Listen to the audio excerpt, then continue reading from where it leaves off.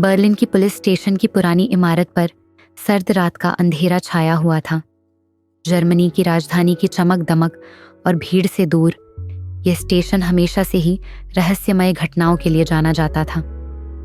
Inspector लूकस Reinhard अपनी desk पर बैठा रात के तीसरे घंटे में केस फाइल्स का निरीक्षण कर रहा था।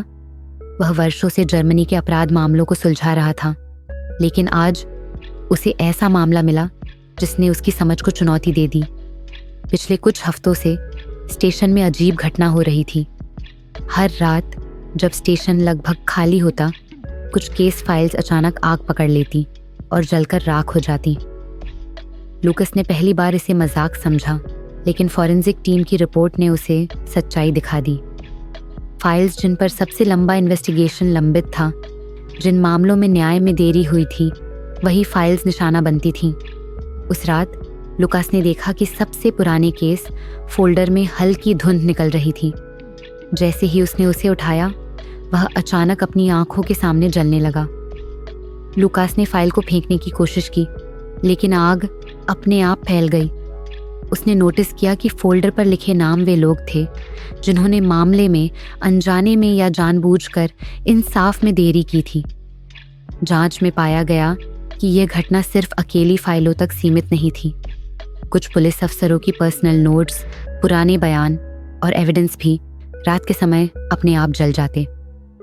लुकास समझ गया कि कोई या कुछ स्टेशन के अंदर जस्टिस के प्रतीक के रूप में काम कर रहा था। अगले दिन लुकास ने फोरेंसिक लैब की रिपोर्ट को ध्यान से पढ़ा। रिपोर्ट में लिखा था कि आग सामान्य नहीं थी।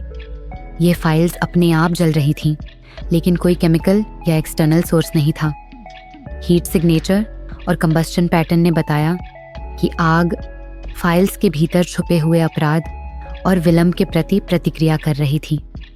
उस रात लुकास ने स्टेशन में अकेले रहने का निर्णय लिया। वह अपने लैपटॉप पर पुराने केस फाइलें देख रहा था और हर बार जब कोई फाइल 3 साल या उससे अधिक समय तक पेंडिंग थी, वह अचानक चमकती और धुआं छोड़ती। लुकास ने देखा कि कुछ फाइल्स अपने आप घूमने लगीं, जैसे कोई अदृश्य हाथ उन्हें पलट रहा हो। आसपास का माहौल भयावह था। स्टेशन की दीवारों पर शैडोज अजीब आकार लेने लगी। लुकास ने महसूस किया कि वह केवल ऑब्जर्वर नहीं था, बल्कि इस रहस्य का हिस्सा बन गया था। फाइलों की आग ने उसे डराया नहीं, बल्कि एक सच्चाई से रूबरू कराया। जो लोग न्याय में देरी करते हैं, उनके कर्म हमेशा उनके पीछे रहते हैं। अगली सुबह लुकास ने अपनी टीम को बुलाया और स्टेशन के सभी पुराने केस फोल्डर्स को इन्वेंट्री में रखा। उसने चेतावनी दी कि यदि कोई ऑफिसर इन्वेस्टिगेशन में देरी करेगा या सबूत को छुपाएगा, तो अगली रात उसी फाइल के साथ अजीब घटना होगी। लुकास ने देखा कि उस रात की घटना के बाद हर ऑफिसर ने मामलों को तेजी से निपटाना शुरू कर दिया। कुछ दिन बाद लुकास ने खुद महसूस किया कि जस्टिस की प्रतीकात्मक शक्ति स्टेशन में मौजूद थी। फाइलों की आग केवल पनिशमेंट नहीं थी, बल्कि चेतावनी थी।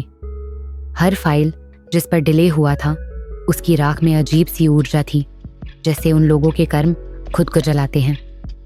एक रात लुकास ने देखा कि स्टेशन की लॉबी में एक पुरानी फाइल अपने आप खुल गई। उसके अंदर लिखा था एक नाम, डॉक्टर हेनरिक फल्क, एक व्यक्ति जो शहर में कई सालों तक करप्शन और डिले में लिप्त रहा था।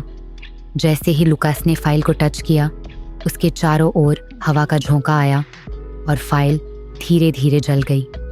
लुकास समझ गया कि जस्टिस के प्रतीक, चाहे इंसान के रूप में हो या सुपरनैचुरल तरीके से, हमेशा देर से होने वाले अपराध को पकड़ लेते हैं। उस दिन के बाद लुकास ने स्टेशन के अंदर एक न्यू प्रोटोकॉल बनाया। हर केस को टाइमली जांचना अनिवार्य किया गया। फोल्डर्स, नोट्स और एविडेंस को सुरक्षित रखा गया ताकि कोई भी न्याय में देरी न कर सके।